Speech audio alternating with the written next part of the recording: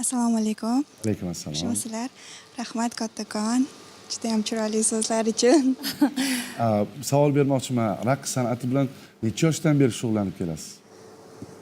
Raqs san'ati bilan 16 yoshimdan beri shug'ullanib kelaman. Lekin professional raqsga o'tishim Tumor ansambliga kirganimdan deb hisoblayman. 16 yoshdan shug'ullanishni boshlagansiz. Shug'ullanishni boshlaganman. 1 yil bo'libdi-da. 1 yil bo'libdi. Endi 17 ga kirdilar. Plastikalari chiroyli, xuddi bolalikdan. Uyda demak raqsga tushib yurgansiz, bolalikdan. Qiziqish bo'lgan. Ha, uyda muzika bo'lsa o'tira olmagansiz musiqalarga, yugurib chiqib o'ynab, kim qo'llab-quvvatlagan? Yaqinlarim, ota-onam qo'llab-quvvatlagan. Endi xorazmliklarni qonida jo'sh uradida, jim turganda ham oyoqlar o'ynab turadi. Hammada bor Rohila xonim bunaqa. Beshikdagi bola ham Xorazmda o'ynab yotadi, opa, bilasizmi? Ha, endi ayting. Albatta, endi bizani Xorazmda kimdir to'yga borib o'ynamay kelsa, sal ayb qilishadi. uyat bo'ladi. Sen o'ynamading deb, ha? O'ynamading deb. Endi shu nima deydi, qonda bor. Albatta. Muzika bo'lsa o'zimiz ham tura olmaymiz. Biz ham shunaqa. Asli qayerdansiz, Mashhuraxon? Farg'onadan. O'zi farg'onalikmisiz? Lekin harakatlaringiz, so'zlashlaringizda negadir xorazmcha usullarni ko'rganday bo'ldik, o'xshaydilar. Go'zal Farg'onani, vodiyni qizlari ham shunaqa go'zal bo'ladi. Qayerdan Farg'onani? Farg'onani Quva tumanidan. Quva tumanidan, anorlari mashhur bo'lgan Quvadan san'at va madaniyat fidokori bo'lgansiz. Ha. Yoshgina bo'lib turib, demak, sahnalarda o'zingizni shunaqa bor iste'dodingizni ko'rsata bilgan ekansizda. 2 yil shug'ullanishdan keyin bo'ldimi bu? Bu hozirga qadar 8 yil davomida professional raqs bilan shug'ullanib kelyapman va o'ylaymanki, ozmi ko'pmi erishayotgan yutuqlarimga ustozim, O'zbekistonda xizmat ko'rsatgan artist Charos Jo'raboyeva sababchilar.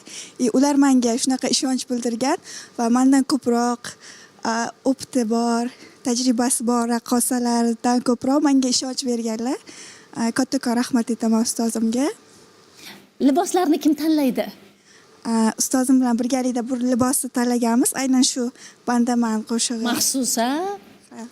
O'zingiz ham ichida sel bo'lib raqsga tushdingizda unutasizmi hamma narsani o'sha paytda?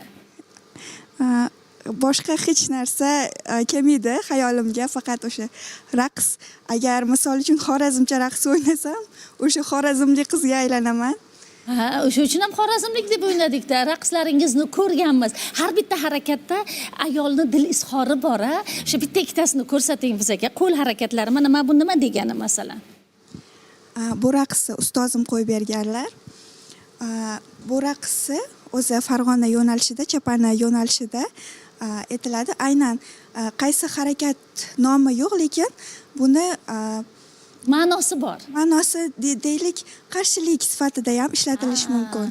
Ha, ana ko'rsatib beradilar. O'rganing. Qizingizga o'rgatasiz. Ha. Qarang, butun vujud qimirlar ekan, ha. Bitta to'lqin bo'lsin, to'lqin. Ana to'lqin. Ana, qoyil. Biz ham bilamiz. Gapirmay turib, hamma dardlarini aytyaptilar. To'lib toshyapman deyaptilar. Gul qarang, gulni qarang. Ochilishini qarang. Dudoq. Ana.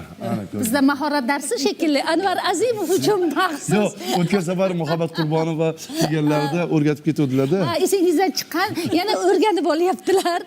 Rahmat. Erkaklarni o'sha raqsni ham beqasamlarni kiyib, do'ppilarni kiyib o'zbek ayollari raqsga tushgan. Unda ham bir alohida shijoat bor, belgilarida, harakatlarda. Aha. Bizda avval yigitlar kamroq bo'lganligi sababli ko'pincha qizlar yigitlar libosiga o'xshagan raqslarda sho'x raqslarni ijro etardik. Ha. Shu paytgacha nechta raqsni professional darajada o'rgandingiz? Voy, bilmadim. Yo'q, ha? Lekin o'sha professional ustozlar talab qiladigan darajada hali o'ynaganim yo'q deb hisoblayman. Ha, demak, ijodkorda to'xtalish va kulminatsiya bo'lmaslik kerak deb o'ylayman. Davom etib ketaverish Davomiy bo'lish kerak. O'zidan ko'ngli to'lgan san'atkor to'xtash kerak. To'xtat degani. Ustozlarimiz aytishgan, agar o'zingdan ko'ngling to'ldimi, o'zingga mahliyo bo'lib qoldingmi, bo'ldi. To'xtading degani. Ijodda odam o'zidan qoniqmasligi kerak. Yashang. O'zi maza qilish kerak. Toki boshqalar ham maza qiladi. Ijroni ko'rib, misol uchun boshlovchi gapirsa, she'r o'qisa, raqqosamiz chiroyli xirom aylasa, Rohila xonim qo'shiq kuylasada o'zgalar o'sha tomoshabinlar, tinglovchilar maza qilsa, o'shandan biz ruh olamizda. Anvar Azimiy tavsiya qiladilar, tillo tavsiyalar. Yana yo'qmi davomi? Albatta, biz singlimizni ijodlariga omad tilaymiz. Azizlar,